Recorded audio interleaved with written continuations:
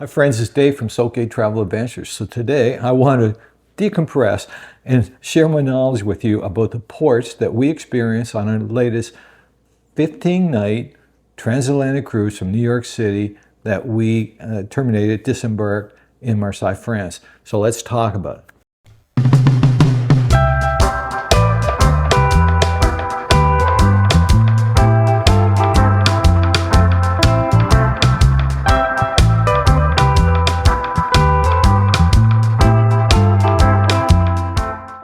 Okay, so I'll put up the cruise itinerary. You'll see the ports that we had on the MSC Meraviglia. So the cruise, our portion of the cruise that we did, left New York City, went one sea night, went into Halifax, left Halifax in the evening. We had 4 nights on the Transatlantic in April, and then we had a day and a half in the port of Ponta Delgada in the Azores, and then we had another sea day. We went to Lisbon, went to Cádiz, passed through the Straits of Gibraltar to Málaga, and finally up to Marseille, France, where we disembarked. So we had a terrific cruise. This was probably a cruise of a lifetime for us. We enjoyed it so much. It was just a fascinating cruise. We had friends on the cruise. We enjoyed their company. It was a very, very good cruise. So let's walk through the ports. And I got to say up front, there was no real bad ports. There was no big disappointments. We'd researched the ports. We kind of knew what to expect, but we had some that we were surprised at that we hadn't been before. So I'll share that knowledge with you now. So the first port, New York City. I mean, I worked in New York City, in and out of New York City for years. But what I wasn't expecting was how nice it was going to be on the Sky Lounge, on the Meraviglia, just watching the city even before we disembarked. It was amazing. You couldn't believe it was so nice. It was just that nice on the ship. So I got to say, excluding anything you might have done in New York City before that, just that time on the Meraviglia in port in New York City was just amazing to us. So when we were leaving and under the Brooklyn Bridge, that kind of thing, that was just fascinating. The whole way out, the Statue of Liberty, it was just great. I gotta say, that was one of the highlights of our trip. We really enjoyed it. New York City did not disappoint. Okay, the next cruise, I'm biased, we're from Halifax. So steaming into Halifax was just, we'd never done that. We lived here all our life and we'd never been on a ship coming into Halifax Harbor. That was amazing. We had a really nice morning. Sun was out. It was really nice. It was cool. It was a cool day in April, but I'll tell you, we really enjoyed it. And we really enjoyed meeting all the people from Halifax on the cruise ship. There was Halifax people already on it, and there was people getting on. So at that point, there was 700 people, I think, passengers gone on in Halifax. And that was an amazing experience for us. That was really nice. The port, we went home and got our luggage. We had flown down with just not even carry-on, personal item only, and to save money. And when we got back into Halifax, we just took the bus, went home, and our brother-in-law dropped us off with our luggage at the cruise port. We know Halifax. We've lived here a good long time, so we didn't have to spend time at tourist attractions in Halifax. Leaving Halifax, again, it was a beautiful sunset, and up in the Sky Lounge, which we really enjoyed. Every night that we could get up there and going in out of a port was just amazing. So we really enjoyed that. So Halifax for us, like I say, we weren't Halifax tourists. It was more of a utility stop. We got our stuff and we moved on. The 4 sea days were way more enjoyable than we ever expected. I thought I'd be bored out of my mind. We didn't have internet. It all worked out good. If you're interested in that, I have a quick video I did about 4 days in basically radio silence without internet. You might want to take a look at that. So the big surprise for us was Ponta Delgada in the Azores, and we really enjoyed that port. Very walkable. We didn't do any excursions on the whole trip, actually, and it was probably the one port that I kind of wish that we'd gone and done an excursion out to the volcanoes. The next time we're there, we will do that. But even without the excursion, it's a very workable port, very walkable port. And we really enjoyed it. The place is beautiful. We had great weather. We didn't really have rain. I think we had a little bit of overcast and it cleared up through the day.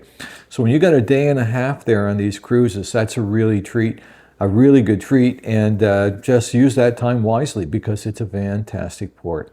So then we had another sea day, and I think at that point we had lobster on the menu, I believe.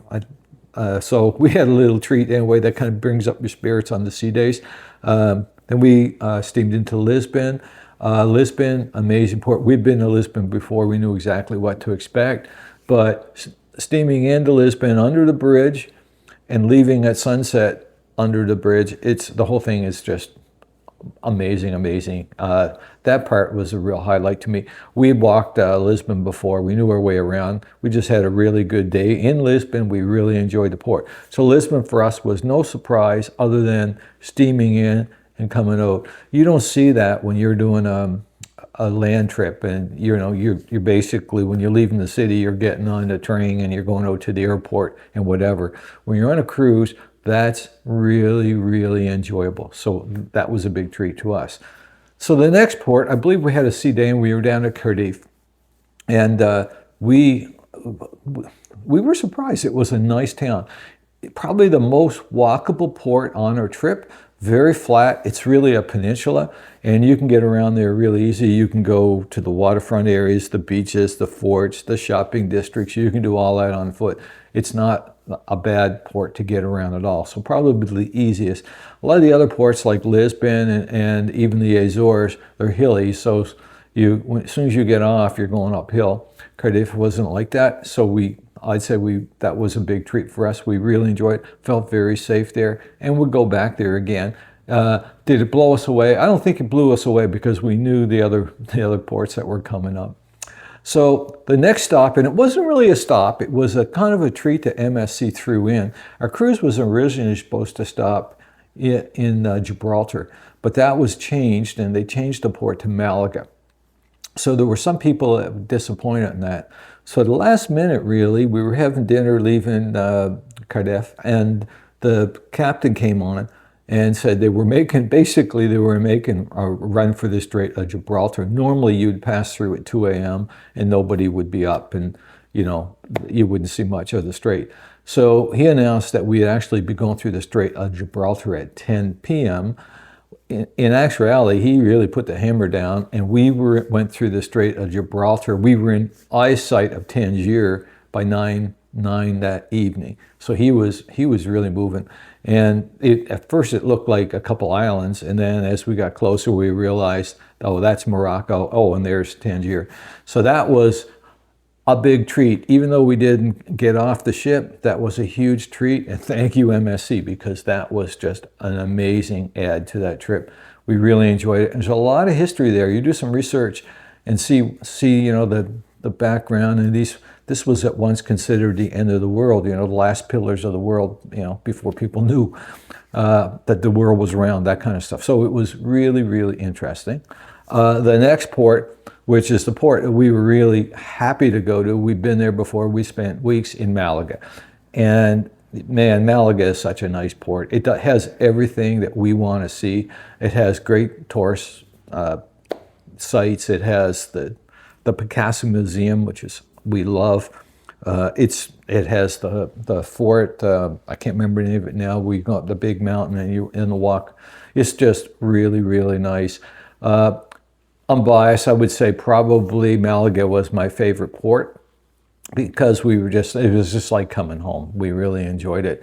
And really, most of the passengers we talked to were just very impressed by Málaga. A lot of people, I think that was probably their favorite port, maybe behind the Azores, not sure. So the next stop for us, I believe there was a sea day, and we were to Marseille, France. And Marseille, France is kind of interesting because although we were disembarking from the cruise, Marseille is more of a kind of a place you travel through.